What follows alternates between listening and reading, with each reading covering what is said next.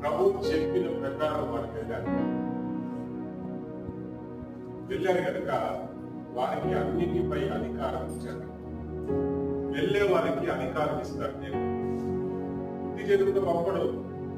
నువ్వు సువార్త చెప్పడానికి వెళ్ళినప్పుడు, అన్యులకు సువార్త చెప్పడానికి వెళ్ళినప్పుడు, ఈ రోజుల్లో చాలా మందికి అలవాటు ఏంటో తెలుసా?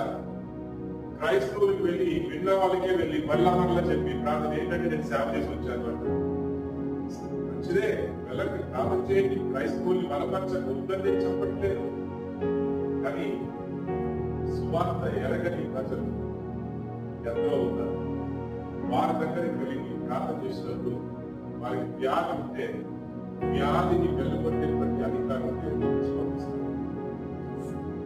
దెయ్యాన్ని పట్టిన వాళ్ళు ఉంటే దెయ్యాన్ని వెళ్ళగొట్టే అధికారం దేవుడికి ఇచ్చి పంపిస్తాడు. నీకు వెళ్తే చాలు నీకు ఇస్తాడు. ఈ వాగ్దానం